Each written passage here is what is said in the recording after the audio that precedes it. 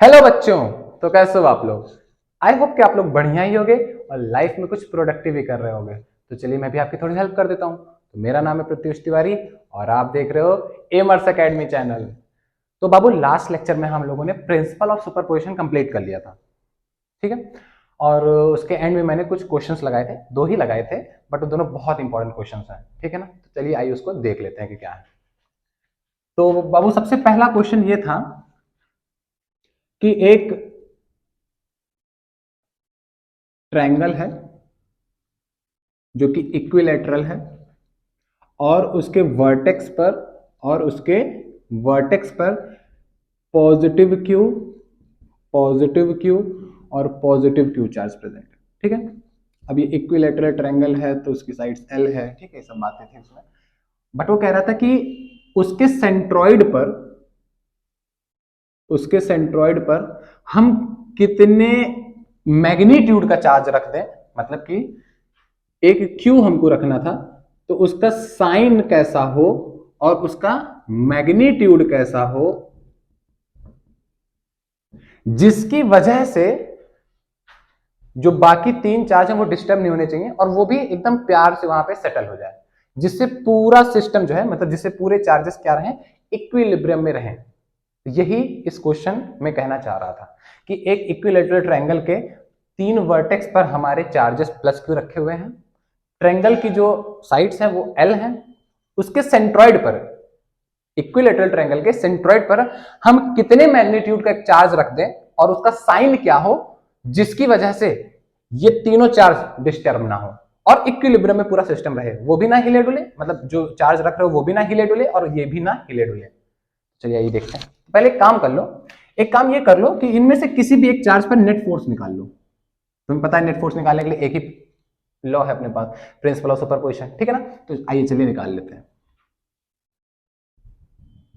इस वाले पे चलिए नेट फोर्स निकाल लेते हैं। तो तुमको जैसा कि पता है कि ये वाली फोर्स, ये वाला चार्ज इस वाले चार्ज को रिपेल करेगा, तो ये वाला चार्ज पीछे की तरफ जाएगा। अगर तुम इसको एक नंबर दे रहे हो, इसको दो नंबर दे रहे हो, इसको तीन नंबर का चार्ज कह रहे हो, तो ये वाली फोर्स होने वाली है force on third charge due to second. और ये वाला चार्ज भी इसको इसी पे रिपेल करेगा। क्यों? क्योंकि ये भी पॉजिटिव है, ये भी पॉजिटिव है, दोनों एक दूसरे को क्या करेंगे, रिपेल करेंगे। तो ये वाला फोर्स क्या होने वाली, force on third charge due to first charge. तो आइए लिखते हैं फोर्स। तो F31 is equal to k Q1 Q2 upon L square. तो k q square upon L square. Equation number नहीं, इक्वेशन नहीं बनाते ऐसे। दूसरा, force on third charge due to second, ये भी यही होने वाला है Q1 Q2 upon L square, के Q1 Q2 upon L square. अब जैसे कि तुमको पता है दोनों फोर्सेस सेम है, अभी के लिए इनको F मान लो। क्यों? क्योंकि वेक्टर एडिशन करना होता है प्रिंसिपल ऑफ सुपरपोजिशन में। अब प्रिंसिपल ऑफ सुपरपोजिशन में वेक्टर एडिशन करने के लिए ये इतने बड़े बड़े टर्म्स जो हैं थोड़े से खतरनाक लगते हैं, तो छोटा सा मान लो, लास्ट में जो आएगा वहां पे फिर वैल्यू रख दीजिएगा F की, ठीक है ना। चलिए बहुत बढ़िया, अच्छी बात है, अभी तक इतना तो आप लोग समझ ही गए होंगे। तो आइए एफ नेट निकालते हैं। तो F net is equal to आ रहा है अंडर रूट के अंदर F square plus 2FF cos. अब जैसा कि बताइए ये इक्विलेटरल ट्रायंगल बोल रखा है, तो ये 60 डिग्री, ये भी 60 डिग्री, तो ये भी भाई 60 डिग्री होगा, ठीक है ना। ये भी 60 डिग्री, ठीक है। चलिए बहुत बढ़िया। तो अंडर रूट के अंदर 2F² प्लस 2F² इंटू 1/2, 2 से ये 2 कट गया, तो बचा क्या, 3F²। तो अंडर रूट में 3F², मतलब आंसर क्या है, √3F। ये नेट फोर्स निकल के आई एक चार्ज पर, मतलब इस वाले चार्ज पर √3F नेट फोर्स निकली, जो कि कहां से जाएगी, एकदम बीचों बीच से, इधर से भी 30 से और इधर से भी 30 से। ये होगी तुम्हारी F नेट। समझ रहे हो? मतलब कि इस चार्ज पे अगर ये नेट फोर्स लग रही है इस डायरेक्शन में, तो इन दो चार्ज की वजह से इस पर भी इस डायरेक्शन में F नेट लगेगी, जो कि कितनी होगी, √3F ही होगी भाई, √3F होगी। उसी तरह से इन दो चार्ज की वजह से इस पर भी ऊपर की तरफ एक F नेट लगेगी, ऊपर की तरफ भाई भाई, एक इधर जाएगी एक इधर जाएगी, जिससे बीचों बीच से एक फोर्स निकलेगी, F नेट ये होगी। मतलब इसका भी इसका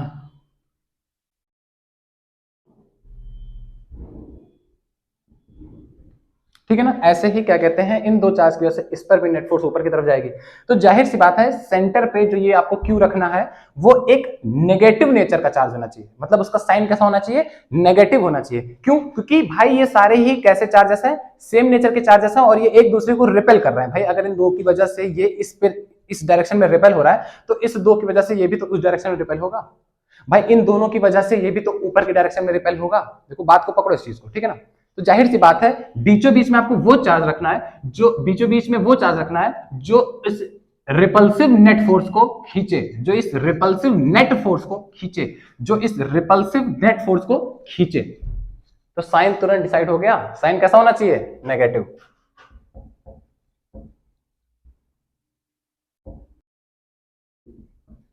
नेगेटिव, ठीक है ना। चलिए बहुत बढ़िया बहुत बढ़िया। तो एक काम करिए, इस क्यू चार्ज को यहां पे रखो, इस क्यू चार्ज को यहां पे रखो, ठीक है।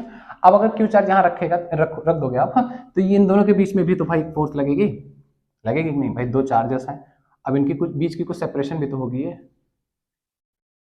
तो सेंट्रॉइड की वर्टेक्स से दूरी कितनी होती है, अगर साइड्स एल है तो L/√3, बात आपको पता होनी चाहिए, ठीक है ना। सेंट्रॉइड से वर्टेक्स की दूरी कितनी होती है, सेंट्रॉइड से वर्टेक्स की दूरी L/√3 होती है अगर उस ट्रायंगल की साइड क्या हो, L हो, ठीक है ना। तो चलिए बहुत बढ़िया। तो आइए इन दोनों के बीच में हम फोर्स निकालते हैं। तो force between Q and small q, तो वो फोर्स क्या होने वाली है, वो फोर्स होने वाली है K capital Q small q upon L/√3 का होल स्क्वायर। तो बनेगा क्या, K capital Q small q upon L²√3 का स्क्वायर करोगे 3 बन के ऊपर आ जाएगा, 3KQ अपॉन L², ठीक है ना। अब ये फोर्स मैग्नीट्यूड वाइज, ये फोर्स मैग्नीट्यूड वाइज इस फोर्स के इक्वल होनी चाहिए कि नहीं होनी चाहिए। आप थोड़ा खुद सोचो, खुद सोचो। ये फोर्स इस फोर्स के, जो ये एफ नेट वाली रिपल्सिव फोर्स है, इसके मैग्नीट्यूड वाइज सेम होनी चाहिए कि नहीं, और डायरेक्शनली अपोजिट, मतलब कि नेचर इसका माइनस होना चाहिए, माइनस का चार्ज होना चाहिए, माइनस का साइन होना चाहिए, और बट मैग्नीट्यूड इसके एकदम एक्यूरेट बराबर होना चाहिए। तो दो वेक्टर्स 180 डिग्री पे अलाइन हो जाएंगे। अब दो वेक्टर्स अगर 180 डिग्री पे अलाइन है और दोनों वेक्टर का मैग्नीट्यूड सेम है तो नेट फोर्स 0 हो जाती है। यही हमें करना है। तो फॉर इक्विलिब्रियम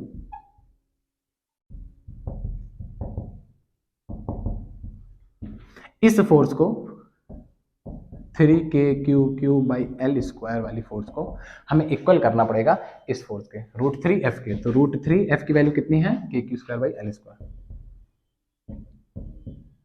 देखो L² से L² कटा, KQ से KQ कटा, ठीक है, एक Q कट गया। तो आप देख पा रहे हो capital Q is equal to √3Q/3। तो तुम्हें पता है इस रूट से, इसमें से एक रूट कट जाएगा तो √3 बचेगा। तो आंसर आ रहा है Q/√3। और उसका मतलब फाइनल आंसर होना चाहिए, फाइनल आंसर होना चाहिए इसका, एक्चुअली फाइनल आंसर होना चाहिए माइनस का Q/√3। समझ पाए कि नहीं समझ पाए, नहीं समझ पाए।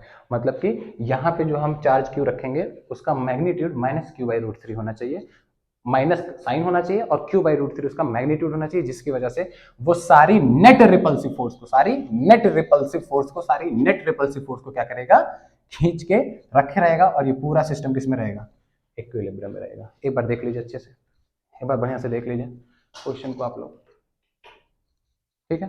कोई प्रॉब्लम किसी को, स्क्रीनशॉट ले लीजिए, ठीक है। चलिए फिर बहुत बढ़िया। दूसरा क्वेश्चन क्या कह रहा था, दूसरा क्वेश्चन भी कुछ ऐसा ही था कि एक स्क्वायर है और उस स्क्वायर के चारों वर्टेक्स पर +Q के चार्जेस रखे हुए हैं। तो अगर तुम इसको 1 बोल दो, इसको 2 बोल दो, इसको 3 बोल दो और इसको 4 बोल दो, तो वही वो कह रहा है कि स्क्वायर के सेंटर पर हम एक Q रख दें, Q चार्ज रख दें, तो उस चार्ज Q का साइन और उसका मैग्नीट्यूड कितना हो कि चारों चार्जेस जो वर्टेक्स पे रखे हुए हैं उन पर नेट फोर्स जीरो हो जाए, मतलब कि पूरा सिस्टम इक्विलिब्रियम में ही रहे, इसके आ जाने से सेंटर पर ये चार्ज पर कोई इफेक्ट ना पड़े, वो भी प्यार प्यार से शांति से वहां पड़ा रहे, बाकी सब भी शांति से एकदम पड़े रहे, इक्विलिब्रियम अटेन हो जाए। जैसा पिछला क्वेश्चन था वैसा ही सेम क्वेश्चन ये भी है, बस इसमें एक चार्ज और बढ़ गया।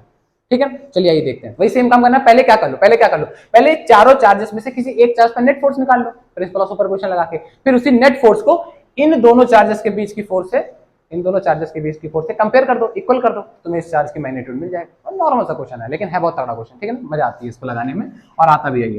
तो चलिए देखिए, तो पहले इसकी वजह से दोनों रिपेल करेंगे, तो ये फोर्स इधर लगेगी भाई, force on fourth body due to third, ये भी इसको रिपेल करेगा, force on fourth body due to second, ये इसको डायगोनली रिपेल करेगा ऐसे, तो बोला जाएगा force on fourth body due to first. और चलो सबका फोर्स लिखते हैं, तो F4 3 क्या हो जाएगा तुम्हारा, K Q स्क्वायर बाई, अगर साइड्स A है, सॉरी A मैंने यहाँ बताया नहीं, ठीक है ना, तो A स्क्वायर, ठीक है। F42 इज इक्वल टू भाई KQ मतलब KQ square upon A square, और F41 is equal to KQ square upon, भाई किसी भी स्क्वायर का डायगोनल क्या होता है, √2a, √2 इंटू साइड्स, ठीक है ना, तो √2a का होल स्क्वायर मतलब बना क्या, KQ square by 2a square. ठीक है, तुम जैसा कि देख पा रहे हो, अब तुम्हें प्रिंसिपल ऑफ सुपरपोजिशन लगा करके इनका वेक्टर सम करना पड़ेगा। तो तुम क्या करो, इतनी बड़ी बड़ी वैल्यूज का वेक्टर सम नहीं कर पाओगे, थोड़ा डर लगता है। तो एक काम करो, दोनों फोर्सेस अगर सेम है तो इन दोनों को F मान लो, तो अगर इन दोनों को F माने हो तो ये देखो, ये इतना पोर्शन भी तो F है, ये F/2 हो गया, F/2, ठीक है, कोई दिक्कत। तो पहले इन दो फोर्सेस का वेक्टर सम निकाल के रिजल्टेंट निकालो, वो रिजल्टेंट इस पे लाई करेगा, दोनों को जोड़ देना। हाँ भाई देख लो, इस वाली फोर्स का और इस वाली फोर्स दोनों जो 90 डिग्री पे रखी हैं, इनका जब रिजल्टेंट निकालोगे तो वो इसी डायगोनल प्रोड्यूस वाली फोर्स पे ही आएगा, और फिर उस वाली रिजल्टेंट को और इसको नॉर्मली ऐड कर देना, नॉर्मल सी बात है। चलो देखते हैं, Fr निकालो पहले, रिजल्टेंट फोर्स। तो Fr जब निकालोगे तो F का स्क्वायर प्लस F का स्क्वायर मतलब F square plus F square, F square plus F square plus 2FF cos 90 हो जाएगा। क्यों, क्योंकि यहाँ पे एंगल कितना बनेगा, 90, ठीक है ना, तो cos 90 होने की वजह से पोर्शन 0, तो Fr is equal to √2 F square, यानी Fr is equal to √2F। कोई दिक्कत की बात, √2F, तो ये √2F जो है इसी पे लाई करेगी।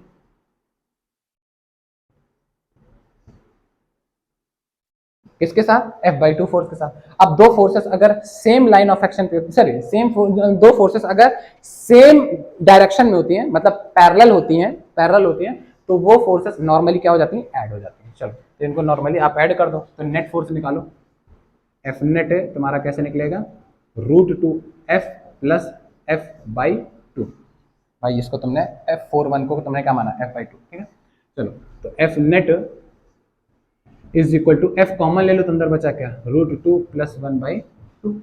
कोई दिक्कत की बात मुझे नहीं लगता। अब एक काम करो, अभी वैल्यू मत रखना, कितना होता में वैल्यू रख दो, लंबा हो जाएगा, क्या मतलब है। अब एक काम करो, इन दोनों के बीच में फोर्स निकालो, इन दोनों के बीच में, क्योंकि वजह क्या है, तुम्हें पता चल गया है कि ये नेट फोर्स जो है, इस नेट फोर्स से ये तीनों चार्जेस इस वाले चार्ज को इसी लाइन पे रिपेल करेंगे, मतलब नेट फोर्स की डायरेक्शन भी कहाँ होगी, F नेट की डायरेक्शन भी इसी डायगोनली प्रोड्यूस पर ही होगी, F नेट।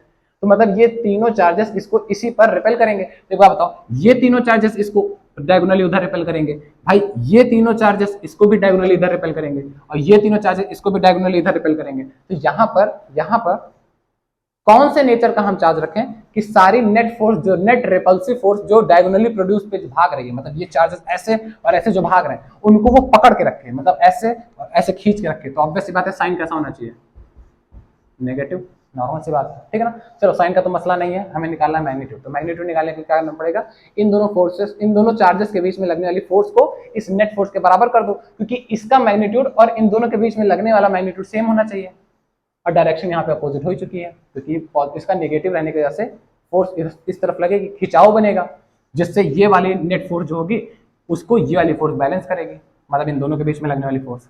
समझ पा रहे हैं ना। चलिए ये देखते हैं। तो भाई force between capital Q and small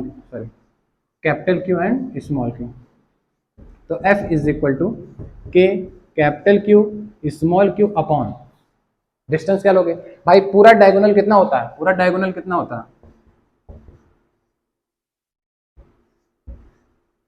diagonal of square कितना होता है, √2a। तो उसको आधा कर दो, उसको आधा जब करोगे तो √2a/2। 2 से 2 को कैसे लिख सकते हो, नहीं करता हूं,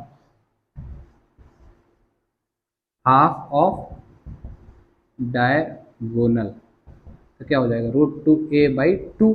अब 2 को कैसे लिख सकते हो, 2 को लिख सकता हूं मैं √2 इंटू √2, इस √2 से ये √2 कटा तो a/√2। कोई दिक्कत की बात मुझे नहीं लगता। तो ये डिस्टेंस कितनी है, a/√2, ठीक है। चलो तो a/√2 का स्क्वायर करेंगे तो 2 √2 का स्क्वायर करेंगे तो 2 ऊपर चला जाएगा, तो 2k अपॉन a स्क्वायर। अब ये फोर्स का ये जो मैग्नीट्यूड है, ये मैग्नीट्यूड इस एफ नेट वाले मैग्नीट्यूड के इक्वल होना चाहिए, तब इक्विलिब्रियम आ सकता है। तो फॉर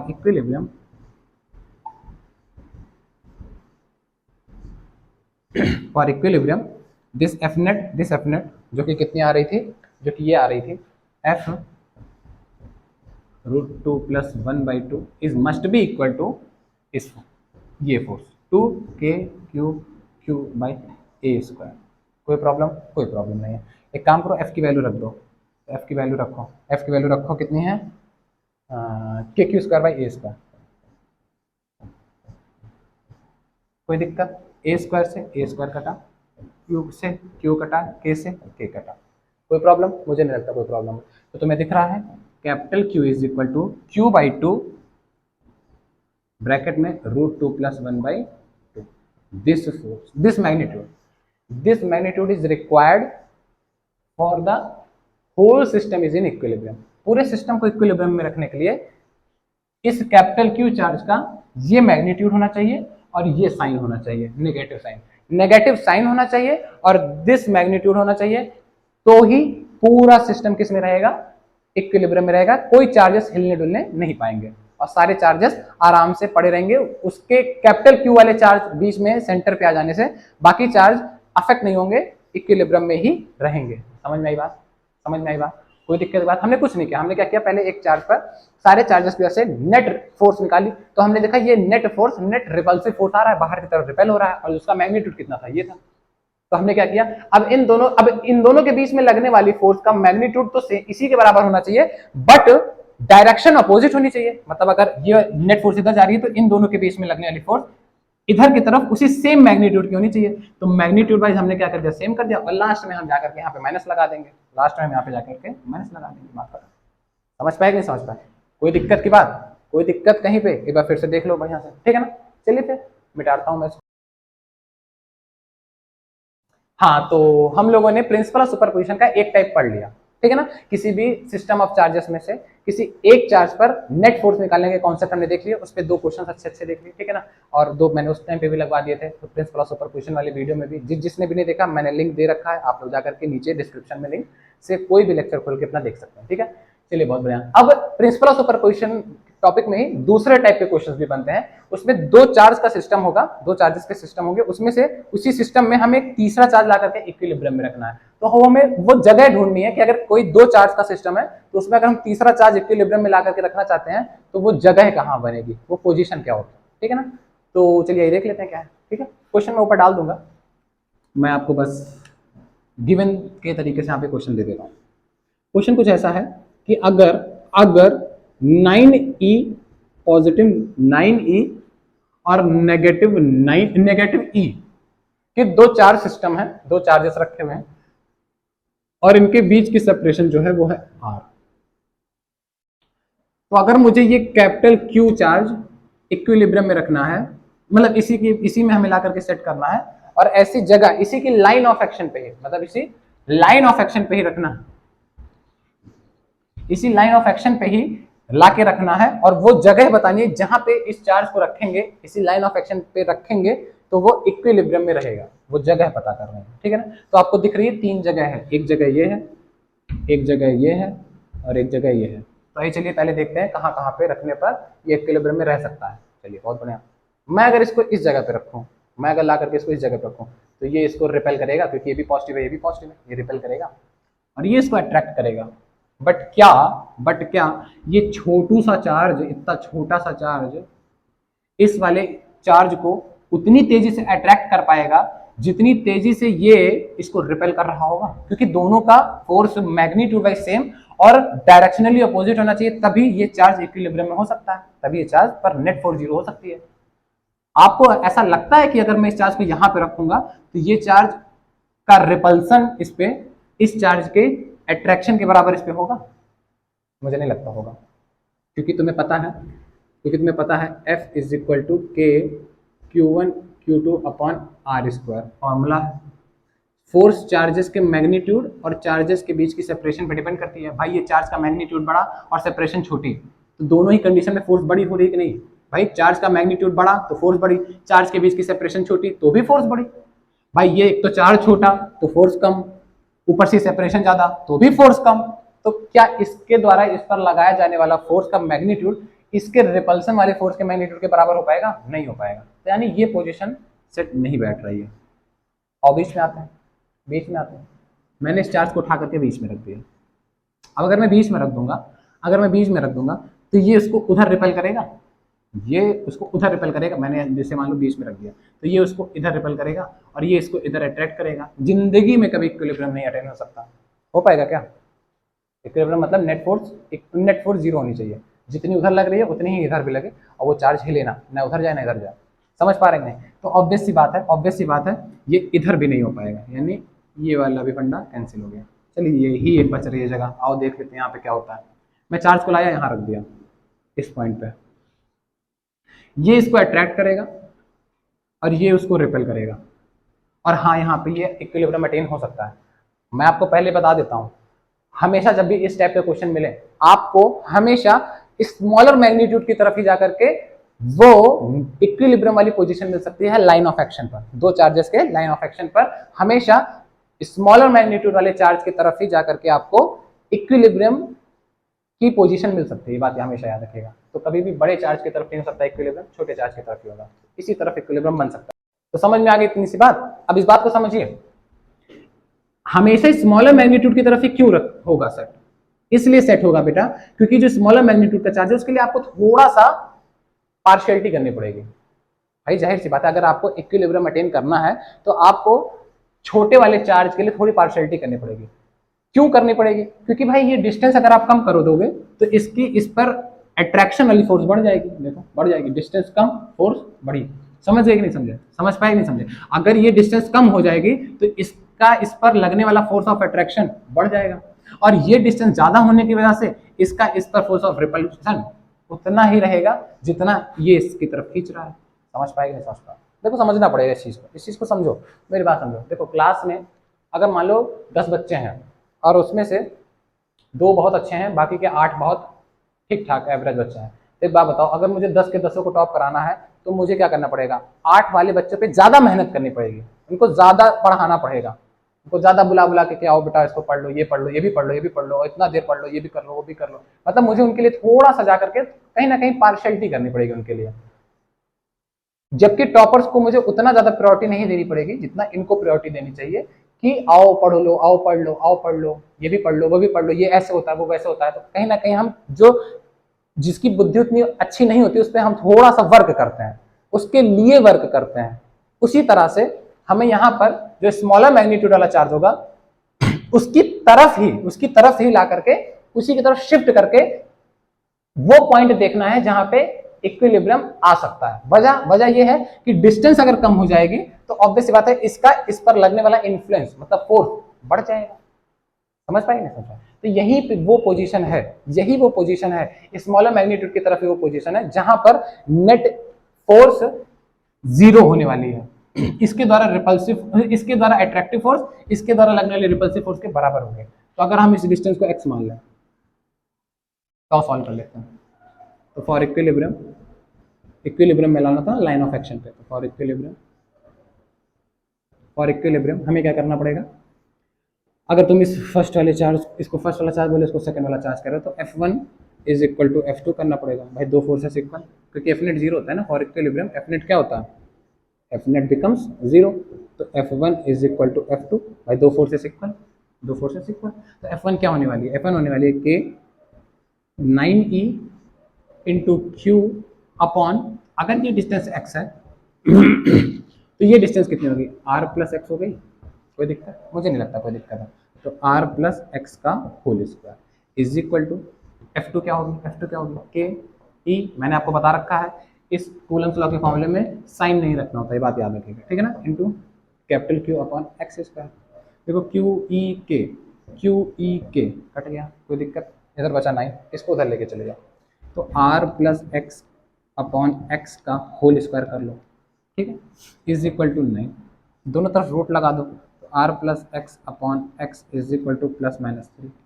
कोई दिक्कत मुझे नहीं लगता। अब इस ये पूरा टर्म एक बार प्लस 3, ये पूरा टाइम एक बार माइनस 3, चलो तो एक बार प्लस 3 की तरफ पढ़ते हैं, तो r plus x is equal to 3x, यानी r is equal to 2x, ये उधर जाकर के घट जाएगा, ठीक है ना, 2x, यानी x is equal to r by 2, एक डिस्टेंस ये आ रही है, एक डिस्टेंस ये आ रही है, और दूसरी डिस्टेंस देखते हैं r plus x is equal to minus का x, माइनस का 3x, सॉरी एक बार माइनस, एक बार प्लस 3, एक बार माइनस 3 की तरफ बढ़ रहा है, तो r is equal to minus का 4x, यानी x is equal to minus का r बाई 4, माइनस का r बाई 4।